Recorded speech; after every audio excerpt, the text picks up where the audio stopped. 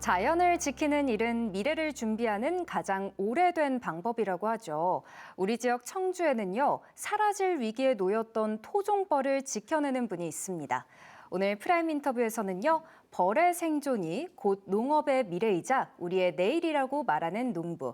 대한민국 1호 토종벌 명인 김대립 씨 모셨습니다. 안녕하세요.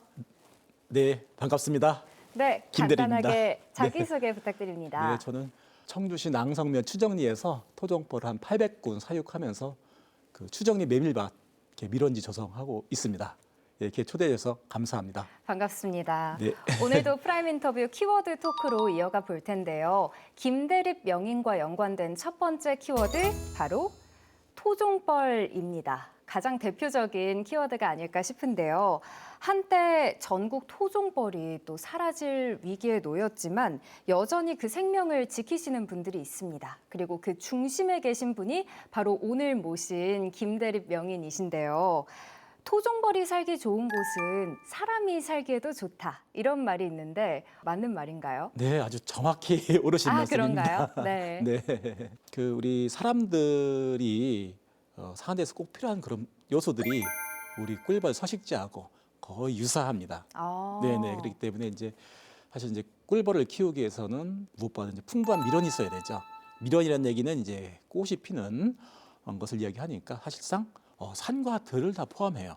그렇기 때문에 농업이 될 수도 있고 임업이 될 수 있고 꽃이 피게 되면 관광도 할 수 있고 하면서 또한 거기서 다양한 어떤 이야기거리를 만들어낼 수 있겠죠. 그러면 또 이제 열매를 맺지 않습니까? 그러면 그 열매를 갖고 우리가 다양한 친환경 먹거리를 만들 수 있고 또 그런 어떤 그 열매를 이용해서 우리 또 꿀과 같이 또 지역 어떤 특산물을 연계해서 다양한 제품을 만들 수 있죠. 근데 그게 이제 굉장히 중요한 게 뭐냐면은 그러한 부분들이 벌들은 어떤 환경에 굉장히 민감하기 때문에 오염이 되면 안 된다는 것이죠. 어떻게 보면 우리가 그 굉장히 친환경을 많이 중요시하고 우리가 이야기하는데 그런 친환경이라는 어떤 용어가 나오기 전에 우리 꿀벌 농가들은 친환경을 사실 몸소 실천하고 있었다고 해도 네. 과언이 아니지 않을까 생각이 듭니다. 특히 또 토종벌은 네. 외래종 벌에 비해서 더 환경에 민감하고 작은 변화에도 또 큰 영향을 받는다고 하더라고요. 그래서인지 지난 몇 년 동안 이유도 네. 정확하게 모른 채로 토종벌이 좀 많이 개체수가 줄어드는 일들이 있었는데 최근의 상황은 좀 어떨까요? 전국의 토종벌이 한 2010년도에 한 97.5%가 다 폐사되었으니까 네. 사실상 사실 이제 이것은 뭐 학계에서도 전문가도 복원이 거의 불가능하다. 우리 생태계를 지키기 위해서는 양봉에 더 힘써야 되는 거 아니냐. 어떤 이제 그런 의견도 많이 있고 했었는데 우리 토종벌 농가 또 관 정부가 일심 단결해서 또 학계에서 힘을 보태서 지금 한 7, 80% 정도 이렇게 복원이 된 상황이고 여기에서 이제 일부에서는 또 이렇게 좀 어려움도 있고 또 그러면 또 이제 괜찮은 곳 또 잘 되고 있는 데서 또 이렇게 지원도 하고 이렇게 하게 되면서 그 정도 유지를 해가고 있다고 생각이 듭니다. 다 같이 힘을 합쳐서 또 네. 많이 다시 끌어올리셨네요. 네, 그렇죠. 이 토종벌이 사실상 우리가 그 죽음으로써 큰 일을 해냈어요. 네. 그것이 뭐냐면은 사실상 우리 토종벌 하게 되면 달콤한 허니, 꿀만을 생각했었었는데 이 꿀보다 더 중요한 것은 우리 생태계 서비스. 이 부분이 많이 연구되어 있었지만은 크게 조명되지 않았던 것이죠. 근데 네. 이 토종벌이 죽음으로써 그것을 확실하게 이렇게 인지가 됐고 제주도 곶자왈에서 이제 토종벌을 키웠었어요. 좀 아침에 벌을 보고 있는데 한 7살 정도 되는 아이하고 한 9살, 10살 된 어린이하고 또 이제 부모님하고 왔더라고 보니까 네. 그러니까 그 막내가 조그만한 게 뭐라고 얘기하냐면 형아 그 꿀벌이 사라지게 되면은 지구가 멸망한대. 그렇게 얘기하는 거예요. 어린아이가 알고 네. 있네요. 그래서 정말 그때 아주 뿌듯했고 크게 보람을 네. 느꼈었습니다. 제가 그런데 그 벌의 종류에 대해서 네. 잘 몰라서 그런데 네. 그 토종벌이랑 외래종벌이 어떤 차이가 있을까요? 토종벌은 좀 체구가 작죠. 좀 체구가 네. 작고 그래서 한꺼번에 많은 꿀을 가져오긴 좀 힘들어요.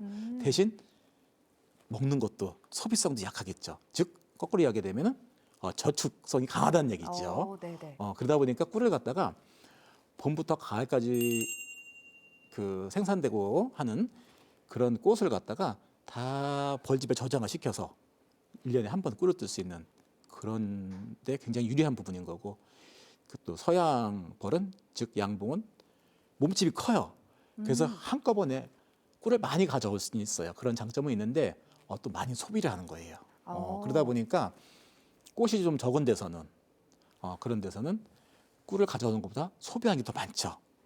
그래서 그런 이제 장단점이 있어요. 그래서 뭐 우리가 제가 비유가 적절한지 모르겠습니다만은 토종벌은 우리 1톤차, 네. 예, 양봉은 뭐 덤프, 어. 예, 덤프를 갖고 그 우리 어떤 마을에 또 산에 좁은 길을 다니면서 다양하게 이렇게 실어오긴 힘들잖아요. 네네. 근데 이게 1톤차는 금방금방 문전 연결성이 참 좋고 기동성이 좋으니까 가져올 수 있거든요. 그러니까 오. 대단히 미련이 있다고 하면 양봉이 유리합니다.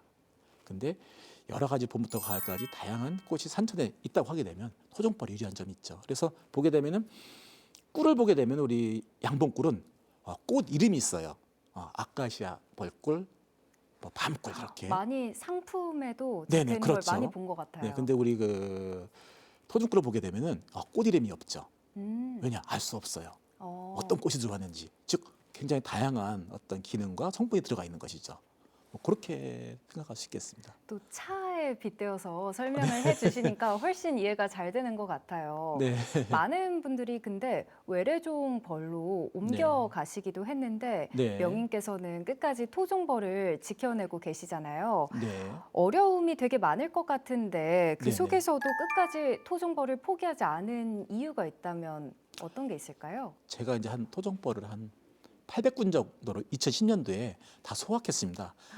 1000통 중에서 200군 남고 800군이 다 이제 저희도 피해를 본 것이죠. 정말 그 막막했어요. 네.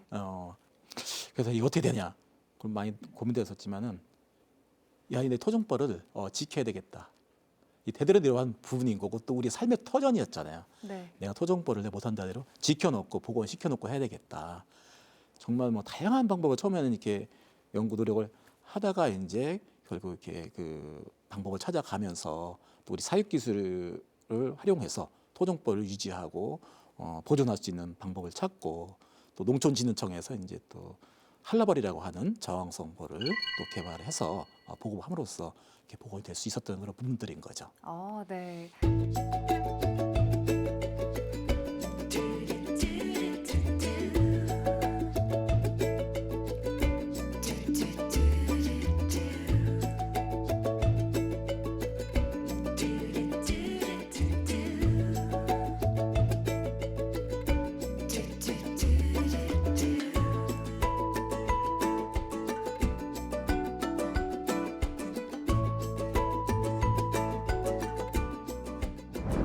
김대립 명인과 연관된 두 번째 키워드는요. 양봉명가인데요. 명가라는 단어 자체가 되게 멋있는 것 같아요. 명인께서 이제 3대째 이어온 양봉명가, 명품 양봉명가에서 태어나서 토종벌 명인의 길을 또 걷고 계신데요. 네. 어릴 때부터 이 양봉을 접하다 보니까 자연스럽게 이를 배워왔다고 들었어요. 지금의 그 이제 추정리 메밀밭인데 그 속에서 이제 할아버지 아버지가 벌을 키우셨고 그러다 보니까 저희는 진짜 아침에 와서 보게 되면 하늘밖에 안 보입니다. 그러다 보니까 자연스럽게 이제 벌을 내 취미를 가졌고 뭐 7살, 뭐 6살 때도 소꿉놀이로 벌을 하는 것을 이렇게 했었어요. 원래 그 나이 네. 때 아이들은 벌을 무서워하는 친구들이 많지 않나요? 무섭진 않았어요. 왜냐하면 진짜요? 이제 벌을 많이 알았으니까. 네. 그렇게 하다 보니까 이제 그 9살 때 너무 벌을 좋아하니까 아버지가 토종벌을 3통을 선물을 주셨었어요. 네. 그렇게 되면서 자연스럽게 이제 벌에 더 가까이 갈 수 있었고 또 뭐 하고 싶은 거 다 했었죠. 근데 그때는 뭐 내가 벌 보고 싶은 거 보고 여왕 벌 찾아보고 막 그랬는데 지금 와서 보니까 그게 관찰이더라고 보니까. 네. 그게. 예. 그래서 그렇게 하다 보니까 내가 그 분야에서 잘할 수 있는 분야가 되고 하니까 우리가 그 뭐 인공분모법인지 어떤 그런 것들을 개발할 수 있었던 것이죠.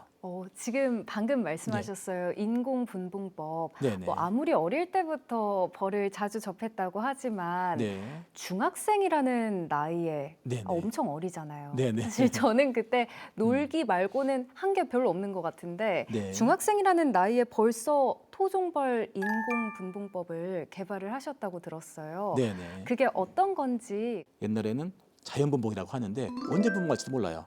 아침 9시서부터 오후 5시까지는 꼭 벌통 앞에 있어줘야 돼요. 지켜야 되는군요. 네네, 누군가가 지키고 있고. 근데 너무 그게 힘들었어요, 정말로. 네. 그거 왜 힘드냐면은 졸려요. 언제 분봉할지도 모르는 상황에서 꼭 보고 있어야 되니까. 그래서 이거를 어떻게 하면은 개발할 수 있을까 해서 쭉 생각했을 때 하나 떠올랐어요. 제가 9살 때 토종벌을 받기 전에 산에는 바다리가 있어요. 산벌이 많은 거. 예. 그 벌을 너무 좋으니까 이렇게 내 소급터로다 옮겨오는 작업을 했었거든요. 뭐 어리고 하니까 저희 이제 삼촌 도움도 받고 해서. 근데 옮겨다 놓으면은 다 갔어요. 네. 다 갔는데 어느 날은 옮겨오다 치게 걸려갖고 제가 넘어졌는데, 그래서 야 큰일 났다. 이게 막 벌도 쏘이고 도망갔다가 다시 가보니까 벌이 또 붙어 있더라고. 그걸 옮겨놨어요. 옮겨놨더니만 뜻밖의 일이 벌어진 거예요. 벌이 한 마리도 안 갔어요. 오. 잘 된 거예요. 네. 근데 이제 그 당시는 뭐 그걸로 너무 잘 됐다고 신난 거지만, 근데 그걸로 끝났던 거예요. 근데 문득 그 생각이 나는 거예요. 옛날에 계속 갔는데 언제 안 갔다 이거야. 내가 칡넝쿨에 넘어져서 했을 때는 안 갔다. 그게 뭐지? 내가 뭐 밑때리는 때문에 그렇게 건가? 된 건가요? 그래서 제가 벌을 갖다 밑때렸어요. 막 어. 토종벌을 갖다가 막 네. 그러니까 벌 죽는 것도 막 그러겠죠. 그게 되더라고요. 와, 이 토종벌은 임금분봉은 이렇게 밑때리면 되는구나. 안 가는구나. 이렇게 막 밑때려 갖고 이렇게 충격을 줘 갖고 이렇게 했었어요. 네. 했는데 또 하나가 의문이 있더라고요. 자연분봉. 그건 안 가요. 회귀가 안 돼. 그래서 그게 뭐지? 공통점이. 바로 그게 뭐냐면 하늘을 날아오른 거예요. 밑때렸을 때도 벌이 하늘을 날아올랐다가 다시 앉고, 네. 자연분봉도 이렇게 하늘에 올라갔다가 하늘을 이렇게 날고서 다시 붙고. 이 토종벌은 하늘을 날아올랐을 때 회귀성을 잃는구나. 원자리로 가는 인식이, 이사 나왔다는 인식을 하는구나.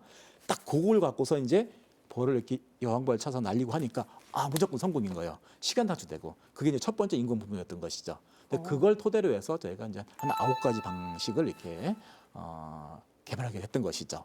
어렸을 때 우연히 경험했던 네네. 걸 토대로 또 만드신 거네요. 예, 정말 버릴 게 하나도 없더라고요. 내가 그러니까 어렸을 때, 그죠? 정말 중요한 일을 네. 놀이를 했던 거라고 내가 생각을 합니다.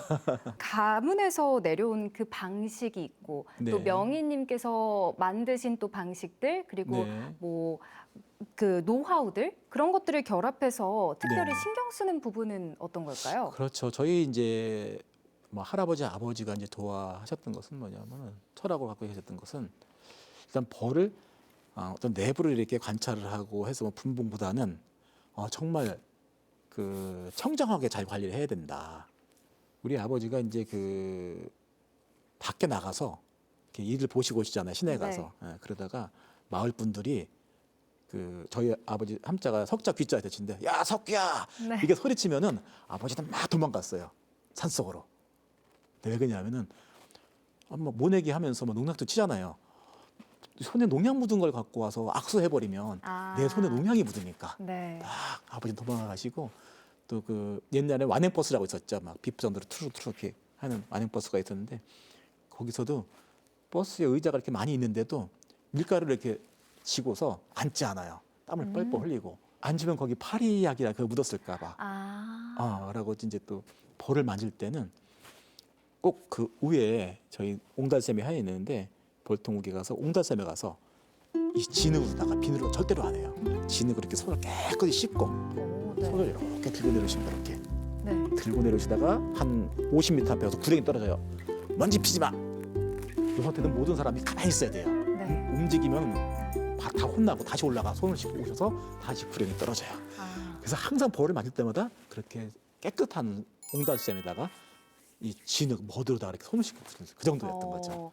이렇게 딱 네. 자세를 취하고 유지를 해야 되는 게 약간 수술방 들어갈 때 우리 드라마에서 많이 보잖아요. 메스라고 네, 네, 외치기 네. 전에 딱 그 준비 자세 같은 그런 느낌인데 네. 그런 식으로 좀 청결에 신경을 쓰시는 거죠. 예, 그렇습니다. 네. 그렇기 때문에 아버지를 잘 모르시는 분은 좀 정신적으로 이상 있는 분이다 이렇게 다 생각을 할 이유가 수 있는 있었어요. 건데요. 네, 그렇죠. 네. 지난 2021년에는 국내 유일의 토종벌 최고 농업기술 명인으로 또 선정이 되셨는데요. 네. 국내 1호 명인으로서 갖는 어떤 네. 자부심이나 책임감 어떻게 느끼세요? 그 저도 뭐 토종벌을 좀 알고 있습니다만 네. 저보다 잘하는 사람이 있을 수도 있을 거예요, 사실상. 예, 없다고 뭐 단정을 지을 수는 없으니까.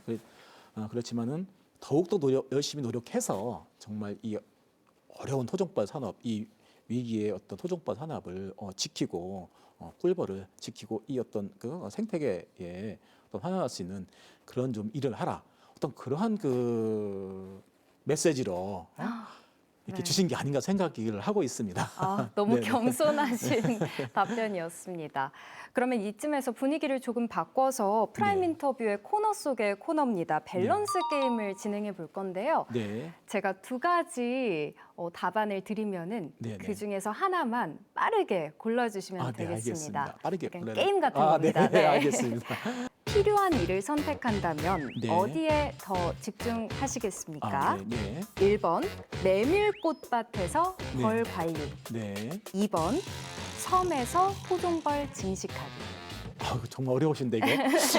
어려운 고민이 많이 질문이죠. 됩니다. 네. 뭐 두 개 다 하면 안 되는 건가요? 안 됩니다. 하나만 그래요? 하나만 골라주셔야 해야 돼요? 됩니다. 네, 사실상 섬도 중요하고 다 중요한데 맞아요. 미련을 심어서 벌이 살기 좋은 세상, 우리 사람들이 살기 좋은 세상, 네, 또 거기에 우리 K 양봉을 알릴 수 있는 플랫폼, 그런 것을 한번 만드는 것이 옳지 않을까 생각을 하고 있습니다. 아 메밀꽃밭. 예, 메밀꽃 제가 이제 대표적으로 메밀을 했지만은 네, 뭐 미련은 굉장히 다양한 거니까 그렇죠. 지금 이제 가을에는 메밀을 하고 있고 또 보면 유채꽃을 심고 있어요. 네. 또 지난 그 11월 달에는 이제 작약도 한 1,500평 심었거든요. 그래서 우리가 벌들이 좋아하는 꽃을 그 좀 이쁘게 디자인해 갖고 이렇게 심어 놓는다고 하게 되면 정말 그 속에서는 벌들은 열심히 꿀을 따면서 윙윙거리고 춤을 출 것이고 기뻐할 것이고 또 벌과 함께 우리 사람들도 굉장히 힐링을 하면서 이렇게 하나의 치유의 공간을 갈 수 있는 그것이 우리 지금도 보게 되면 외국인들 많이 와요. 내가 조금만 더 네네. 노력하면 가능하겠다. 어, 꼭 해야 되겠다. 새로운 것을 한번 해보는 것은 정말 보람이 있고 재미있어요. 또 스릴도 있고. 네. 네. 확실히 사람이 좋아하는 곳은 네. 벌들도 좋아한다는 거에 너무 공감이 되는 게 네. 포토존 요즘 또 젊은 분들도 그렇고 네. 그 나이를 막론하고 포토존으로 또 많이 찾는 아름다운 공간이잖아요. 네네. 그래서 더 메밀꽃밭에 벌들이 많이 몰리는 게 아닐까 싶어요.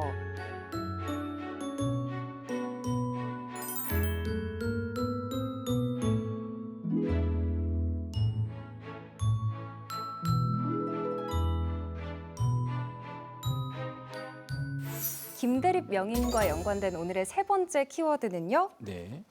노하우입니다. 또 3대째 이렇게 가업을 하시다 보니까 그 수십 년의 경험을 바탕으로 또 많은 노하우들 그리고 꿀팁들이 있을 것 같아요. 오늘 그 이야기들을 좀 듣는 시간이 될 것 같은데요. 네. 명희님께서 이제 토종벌 관리에서는 작은 차이가 큰 결과의 차이로 낳는다 이렇게 말씀을 하셨는데 토종벌을 건강하게 키우기 위해서 가장 신경 쓰시는 포인트는 어떤 걸까요? 일본은 그래요. 토종벌은 여왕벌 장사다. 여왕벌 장사. 네네. 여왕벌 장사다. 즉 여왕벌만 관리 잘하면 되는 거다. 여왕벌이 시원찮으면 알도 못 낳고 그냥 약군으로 가버려요. 네. 여왕벌이 좋으면 알을 많이 나니까 약군도 미련만 풍부하게 되면 금방 강국이 될 수 있어요. 그래서 이게 미련이 풍부하고 우수한 여왕벌만 관리해서 해준다고 하게 되면 약군의 벌도 바로 강군이 되고 꿀을 모으고 그래서 우리 관리자한테도 꿀도 줄 수 있고 근데 미련이 풍부하다고 여왕벌이 시원찮으면은 아무리 미련이 많아도 꿀을 못 갖고 오자. 아, 두 가지가 다 네, 중요한 만족이 돼야 부분인 거죠. 되는군요. 네네. 온도나 습도는 혹시 온도 민감한가요? 습도도 다 영향을 주는 거죠. 그래서 사실 지금 이제 이 기후 온난화로 인해서 많이 여러 분야에 영향을 있지 않습니까? 그런 것들이 이 꿀벌에도 큰 영향을 주는 거예요. 근데 그 전에는 이제 꿀벌이 죽고 폐사하는 게 없었지 않습니까? 근데 이제 그런 어떤 꿀벌의 어떤 질병이든 해충이든 그런 부분들도 기후 온난화로 인해서 질병이 와서 대처를 못하고 죽고 막 하는 거거든요. 그래서 결국 그것은 온도하고 습도하고 연관되어지는 거죠. 그래서 네. 예전에 오지 않는 시기에 비가 많이 오고 또 가습하고 또 엄청나게 온도가 올라갔다 또 막 떨어지고 하더니 얘네들은 정신이 없는 거예요. 옛날에는 이렇지 않았는데 이 시기에는 선선했었는데 추우네. 이 시기에는 또 추웠는데 또 비가 오고 봄이 되네. 정신을 못 차리는 거예요. 잠을 자야 될지 일어나서 일을 해야 될지. 그러니까 사람을 이해하게 되면은 막 잠자다가 한 2시간 정도 일어나서 막 조금 일하다가 아니요 또 자야지. 그럼 아주 찌뿌둥하면 안 되죠. 그런 부분인 것 같아요. 네, 그래서 굉장히 중요하죠. 환경 문제들이 사람뿐만 아니라 벌들한테도 영향을 그렇습니다. 크게 미치는 것 그리고 같아요. 그런 또 온도나 습도 부분이 꽃은 펴도 꿀이 안 나올 수 있어요. 이 꽃들도 이거 뭐 그렇지 않습니까? 네. 스트레스 받고 하니까 그러니까 꽃이 폈다고 해서 다 꿀은 있는 게 아니거든요. 그래서 온도 습도는 어떤 벌이 어떤 성장하고 증식하는 것뿐만 아니라 꿀을 분비하는 데도 굉장히 중요한 역할을 하는 거죠. 이번에는 출연자의 애장품을 소개하는 시간입니다. 김대립 명인이 선택해 주신 물건 한번 직접 소개 부탁드릴게요. 네, 그 신지식 농업인증인데요. 네, 제가 이걸 갖고 나오게 된 것은 이제 이 신지식 농업인이 되면서다 보니까 이 신지식 농업인의 정신이 어떤 농업 기술의 개발을 해서 내가 활용을 하고 내가 어느 정도 활용해서 이것을 보급하는 거예요. 즉 공유. 네, 공유하게 되니까 이제 다 주는 거죠. 내가 갖고 있었던 것을 다 주니까 빈손이 되고 그럼 또 다른 것을 내가 개발을 하는 거죠. 내 손에 넣고 또 그걸 내가 또 활용을 해봐요. 어떤 문제점이 없는지 문제점은 보완을 하고 내가 활용을 해요. 나도 좀 이제 이득이 되겠죠. 또 공유하는 거죠. 그렇게 해서 내가 어떤 새로운 기술을 개발하고 활용하고 공유 어떤 보급 그것을 이제 계속 돌아가면서 하는 거죠. 그래서 기술 개발, 활용, 보급, 다시 기술 개발, 활용, 보급 이렇게 돌아가는 거예요. 그렇게 되면은 나도 앞으로 나가면서 다른 분들도 앞으로 나가는 거거든요. 그래서 네. 이것이 뭐냐면 우리 K 양봉, 즉 우리 글로벌 어떤 양봉의 산업에서 우리 K 양봉을 경쟁력을 증진할 수 있는 거죠. 네. 그래서 옛날에는 대한민국에서만 잘해서만 되는 게 아니고 이제 세계적으로 1등을 해야 되니까. 근데 그게 나 혼자만 했을 때는 되는 건 아니거든요. 네. 그런 정신이 있어요. 그래서 제가 여기에 딱 신지식 농업인 장이 딱 되고 제가 과감하게 결정했었던 것이 뭐냐면은 그냥 단순 어떤 교육을 이렇게 하고 보급했던 데에서 뭐냐면 제가 토종벌 3대 노하우 공개라고 하는 사이트를 하나 만들어서 아예 다 공개를 했었어요. 직접 네네. 뭐 실험도 하시고 연구도 하셔서 네네. 만든 기술과 또 얻은 깨달음인 만큼 그렇게 공유하는 게 쉽지 않은 일인데 또 전 세계를 위해서 또 공유를 시원하게 해주셨네요. 네, 제가 이렇게 딱 이 애장품을 받고 네. 힘이 확 나더라고요. 야, 이거다. 네. 그래서 또 이 애장품 때문에 제가 아주 큰 곤욕을 치렀죠. 네. 그렇게 이제 오픈을 하고 이제 노하우를 이제 오픈을 해주니까 이게 다 처음 보는 거잖아요. 네. 다 처음 보는 거니까 조금 거기서 해놔도 이거 안 되는 걸 많이 생각을 하시는 거예요. 안 믿는구나. 네, 안 되는 네. 걸 생각하시고 일부에서는 어떻게 됩니까? 이거 사기다. 네. 사기치는 거다. 심지어는 이 정부에서도 이거 사기치는 거다. 확인도 안 해보고 되는 것처럼 해갖고 그냥 신식 농업인장을 해주면 되냐 뭐 그 정도까지 말이 나왔던 거니까요. 막 그때 이제 토종법 3대 비법 공개해갖고 막 제가 언론에도 막 홍보했었거든요. 이렇게 한다고. 그래서 정말 순간 또 사기꾼이 됐던 거죠. 굉장히 힘들었었는데 지금도 참 굉장히 고마운 분이신데 전화가 왔어요. 한 분이. 뭐냐면 진짜 인공분모법이 되는 거냐. 된다. 그럼 된다면은 현장 실습 교육을 한번 해줄 수 있느냐. 오. 딱 보니까 그럼 내가 항상 하던 건데 뭐 얼마든지 가능하죠. 네, 그랬지. 그랬더니만 그럼 그걸 한번 해달라 이거. 그러면 어떻게 하면 되겠냐 하니까 동의만 해주게 되면 날짜만 잡아주게 되면 자기 하겠대요. 네. 그래서 네 동의하겠습니다. 5월 3일 딱 해서 했더니만 날짜까지 기억하시네요. 네. 그랬더니만 별거 아니었어요. 그 게시판에다가 김대립 토종법 3대 토종법 인공분모법 현장 실습 교육 참가하실 분들은 게시판에다가 신청해 주십시오. 네. 간단하더라고요. 저는 그걸 몰랐던 거예요. 그때는 그렇게 한 방식을 오픈했던 거죠. 그렇게 했더니 한 4, 50명 오셨어요. 4, 50명 오셔갖고 그걸 다 해드렸죠. 근데 또 해드렸는데 그렇게 교육을 받으신 분들이 현장 실습을 해서 정확히 하신 분들이 이제 나가서 이 목소리를 높여주는 거예요. 난 가서 교육받았다. 내가 가서 해봤다. 된다. 증인이시네요, 되더라. 다들. 나도 됐어. 하니까 이제 뭐야? 그 많은 사람들의 목소리가 쏙 들어갔어요. 된다고 하니까 자기만 이제 못 되는 걸 해버리니까 그렇게 해서 그분이 이 어려운 데 난국을 딱 해결했었던 거죠. 정경화 씨라고 하시는 분인데 네. 정말 아주 감사하고 항상 이름을 잊지 않고 있죠. 너무 고마우신 분이네요. 네. 그래서 그렇게 아주 이 애장품이 아주 저한테 기쁨도 주면서 순간 어떤 위기도 주고 네. 막 그랬던 부분이라서 제가 잊을 수가 없습니다. 정신도 굉장히 좋고. 어렸을 때 인공분봉법을 만드셨는데 이거는 혹시 언제 몇 살에 받으신 거세요? 이거는 제가 이제 2003년도에 받았죠. 네네. 2003년이면 네, 그래도 이게 사실 이제 젊었을 때죠, 그렇죠? 그 당시에 또 네. 최연소셨다고 들었어요. 예, 맞습니다. 네. 대단하십니다. 제가 운이 좋았던 거죠. 토종벌 인공분봉법을 또 10여 종을 개발하시면서 네. 벌꿀 생산성이 3배가 증대하고 네. 동시에 노동력은 80%나 네. 절감이 됐다고 들었어요. 네. 그만큼 또 이 사항의 의미가 이런 수치에서도 나오는 게 아닐까 싶습니다. 네. 마지막 키워드로 넘어가 보겠습니다. 오늘의 마지막 4번째 키워드는요. 공존입니다. 사람과 자연 그리고 토종벌이 함께 공존하는 이야기에 대한 김대립 명인님의 생각과 철학을 한번 들어보고 싶은데요. 고향마을에 이제 앞서 언급했지만 메밀꽃밭을 만들어서 또 화제가 되기도 했어요. 토종벌과 자연이 함께 살아갈 수 있도록 할 때 가장 신경 쓰시는 부분은 어떤 걸까요? 앞서도 말씀드렸습니다만은 이제 토종벌이 살기 좋은 세상은 우리 사람들이 살기 좋은 세상이 돼요. 네. 그래서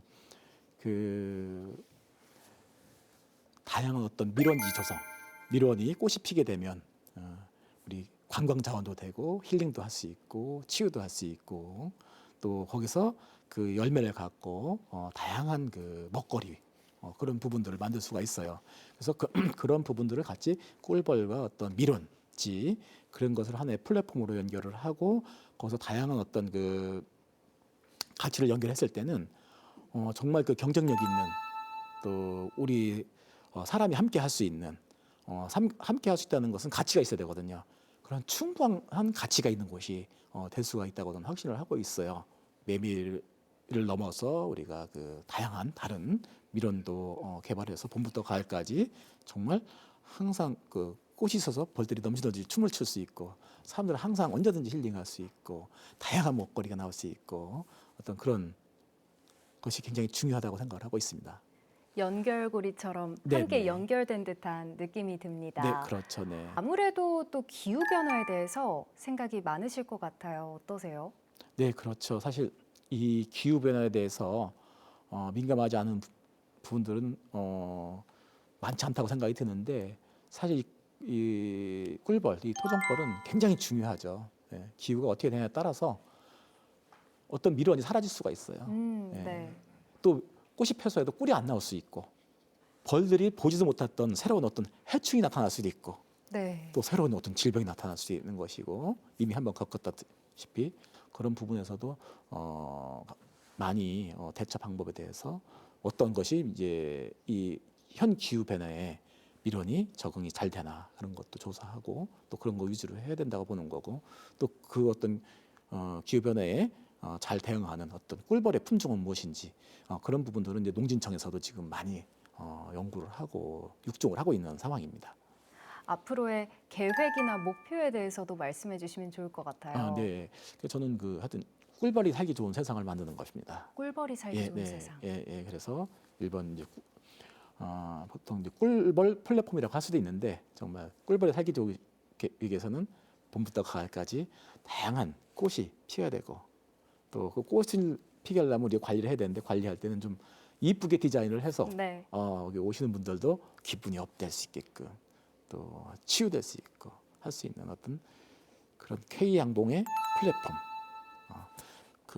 밀원지와 양봉의 기술 좋은 제품을 생산을 해서 그런 것을 한번 만들어 보고 싶습니다. 꿀벌들이 살기 좋은 세상이라고 네. 말씀해 주셨는데 그게 곧 또 아름다운 자연도 있고 네. 사람도 살기 좋은 곳이니까요. 네네. 어떻게 보면 유토피아라고 표현할 수도 있을 것 같아요. 아, 뭐 예, 그렇게 해도 과언이 아니라고 생각이 들고요. 네. 그래서 이제 또 꿀벌도 보게 되면 사실 자연적으로 친환경이 따라가거든요. 네. 네. 그렇기 때문에 좋은 건 다 보이는 겁니다, 거기에. 네, 네. 꿀벌 플랫폼에 있어갖고. 네. 이제 마지막 질문 드릴게요. 네. 김대립 명인에게 토종벌이란 무엇이다? 한두 단어 정도로 정리한다면 어떻게 될까요? 토종벌이란 저의 이정표다. 이정표다. 네. 토종벌이 안내하는 곳으로 가게 되면 네. 좀 어렵고 험난한 길은 있을지언정 분명히 꿀처럼 달콤한 열매를 또 결과를 얻을 수 있다. 저는 확신합니다. 지금까지 앞서 말씀해 주셨던 모든 것들을 한 단어로 함축한 게 아닐까 싶습니다. 네. 꿀벌이 향하는 곳으로 가면 네. 더 아름다운 세상이 있다. 이런 네. 말인 것 같아요. 네, 감사합니다. 오늘 프라임 인터뷰에서는요. 대한민국 1호 토종벌 명인 김대립 명인과 함께 했는데요. 앞으로도 토종벌과 자연이 함께하는 건강한 미래를 위해서 멋진 행보 이어가시길 바라면서 오늘 인터뷰는 여기서 마치겠습니다. 고맙습니다.